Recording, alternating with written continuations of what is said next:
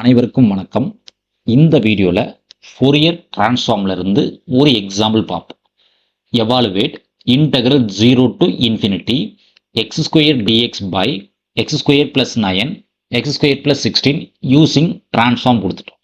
So நமக்கு ரெண்டு transform தெரியும். ஃபோரியர் சைன் டிரான்ஸ்ஃபார்மும் தெரியும், ஃபோரியர் கொசைன் டிரான்ஸ்ஃபார்மும் தெரியும்.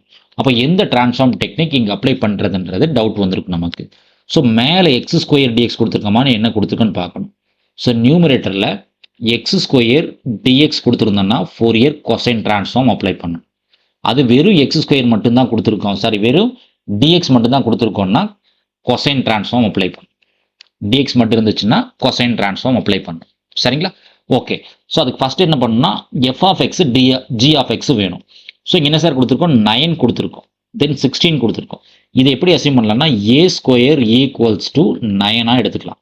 அப்போ ஏக்கான வேல்யூ என்னன்னு கேட்டிங்கன்னா 3, பி ஸ்கொயருக்கான வேல்யூ 16, அப்போ பிக்கான வேல்யூ 4ன்னு எடுத்துக்கலாம். So therefore take f of x equals to usually e power minus ஏஎக்ஸ்ன்னு எடுப்போம் இல்லைங்களா? அப்போ இந்த ஏக்கு பதில் என்ன சொல்கிறோம்? 3 சொல்கிறோம். அப்போ இ பவர் மைனஸ் 3x. அதே சமயத்தில் ஜி ஆஃப் எக்ஸ்ன்றது யூஸ்வலி இ பவர் மைனஸ் பிஎக்ஸ்ன்னு சூஸ் பண்ணுவோம். இப்போ பீன்ற பிளேஸில் 4 இருக்குது, அப்போ இ பவர் மைனஸ் 4x. அப்போ இங்கே கிளியராக நம்ம என்ன அப்ளை பண்ணுறோம்? ஃபோரியர் சைன் டிரான்ஸ்ஃபார்ம் தான் அப்ளை பண்ணுறோம். அப்போ by definition of Fourier sine transform formula ஞாபகம் இருக்குல்ல சார் நமக்கு? So S denotes sin transform of any function f of x equals to root 2 by pi integral 0 to infinity f of x into sin sx, f of x into sin sx into dx. சரிங்களா? இங்கே f of xக்கு value என்ன sir? f of xக்கான value e power minus 3x இல்லைங்களா?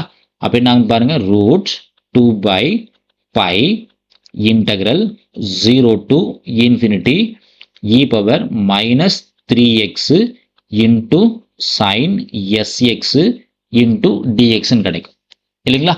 So நமக்கு ஒரு formula தெரியும். என்ன சார் ஃபார்முலான்னா integral 0 to infinity e power minus ax sine bx dx இருந்துச்சுன்னா ஆன்சர் என்னன்னு கேட்டிங்கன்னா b by a square plus b square. So இந்த சம் கம்பேர் பண்ணும்போது என்ன கிடைக்குதுன்னு பாருங்க. ஏன்ற பிளேஸில் என்ன இருக்கு? 3 இருக்கு. பீன்ற பிளேஸில் என்ன இருக்கு? எஸ் இருக்கு. சரிங்களா? அப்போ இது ஒர்க் பண்ணி பாருங்க சார், என்ன கிடைக்குன்னு பாருங்க. இப்போ ரூட் 2 பை பை டிஸ்டர்ப் பண்ணல, ரூட் 2 பை பை. இதுக்கு என்ன சார் வேல்யூ? பி வேல்யூ என்ன sir? S by a value என்ன சார்? 3.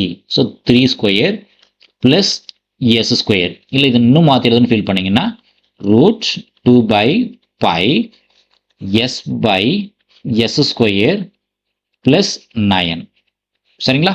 ஸோ அந்த ஃபஸ்ட் டைம் ஈக்குவலாக வந்துருச்சுங்களா? Then similarly Fourier sine transform of e power b value என்ன சார்? Minus 4x. அப்போ இதுக்கு என்ன சார் வரும்? அதே வேல்யூ தான் வரும். ஸோ ரூட் 2 பை பை இருக்கும், எஸ் அப்படியே தான் இருக்கும், S square plus 4 square. So 4 ஸ்கொயர்னா 16 ஆயிரும் இல்லைங்களா? அதே மாதிரி தான் வந்திருக்கும்.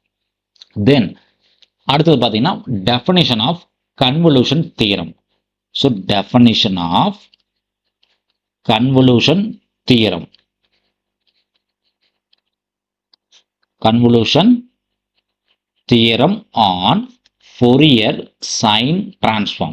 அது என்ன sir? definition of convolution theorem integral 0 to infinity Fourier sine transform of first function f of x into Fourier sine transform of second function g of x into ds equals to integral 0 to infinity first function into second function into dx. சரிங்களா? இப்போ first ஒன்னோட answer என்ன sir? Root 2 by pi s square plus 9. First ஒன்னோட answer இதுதானே sir? அப்போ paste பண்ணுங்க என்ன கிடைக்குதுன்னு பாருங்க.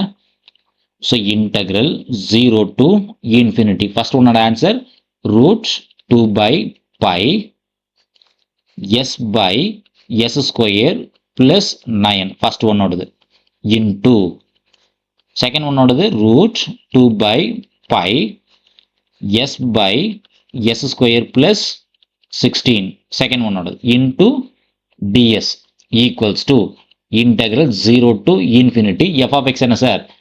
e power minus 3x into g of x என்ன sir?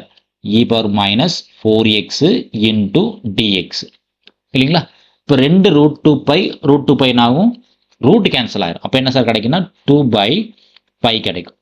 So integral 0 to infinity. மேலே என்ன சார் இருக்குது? எஸ் இருக்குது, இங்கேயும் எஸ் இருக்குது. அப்போ என்ன சார் ஆகும்? எஸ் ஸ்கொயர் டிஎஸ் ஆயிரும். மேலே கீழே என்ன சார் இருக்குது? S square plus 9 and S square plus 16 இருக்கும் இல்லைங்களா? அப்போ ஆர்ஹெச்எஸ் பாருங்கள், இன்டெக்ரல் 0 to infinity. இது என்ன ஃபார்மெட்டில் இருக்குன்னு பாருங்கள். A power M plus n ஃபார்மெட்டில் இருக்குது. A power M into a power n இருந்துச்சுன்னா என்ன சார் பண்ணலாம்? A power M plus n போட்டுக்கலாம்.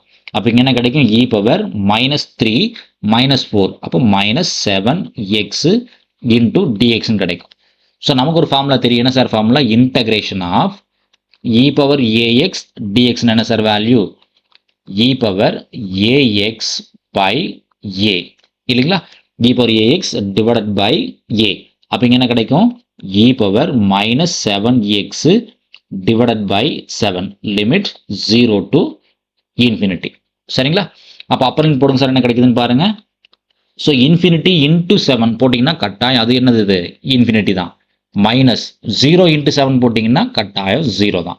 டிவைடட் பை மைனஸ் 7 நமக்கு நல்லாவே தெரியும். இ power minus இன்ஃபினிட்டினா value 0, e power 0னா value 1. அப்போ இங்கே என்ன கிடைக்குன்னு பாருங்க. 0 மைனஸ் 1 டிவைடட் பை மைனஸ் 7 இல்லைன்னு என்ன பண்ணலாம்? சிம்பிளி 1/7 கூட எழுதிக்கலாம். 2 மைனஸ் கட்டாயிரும். சரிங்களா? இந்த சைடில் பாருங்க சார், இது என்ன காமனாக இருக்குது? 2/π காமனாக இருக்குது. அப்போ அந்த 2/π ஆப்போசிட் தள்ளி விட்டுடலாம். அப்போ எல்ஹெச்எஸ்ல என்ன சார் இருக்குன்னு பாருங்க. Integral 0 to infinity s square ds by s square plus 9 into s square plus 16 equals to. So already 1/7 இந்த பக்கம் இருக்குது. இந்த பக்கம் என்ன சார் வரும்? 2/π ஆப்போசிட்ல வந்துச்சுன்னா 5/2 கூட போட்டுக்கலாம். இல்லைன்னா ஆன்சர் என்ன சார்? 5/7 into 14.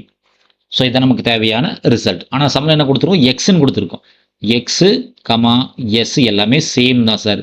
ஏன்னா இது எல்லாமே என்ன சொல்லுவோம்? டம்மி வேரியபிள்ஸ்ன்னு சொல்லுவோம். Dummy variables. சரிங்களா? நன்றி. மீண்டும் இன்னொரு வீடியோ பதிவில் பார்ப்போம். தேங்க்யூ.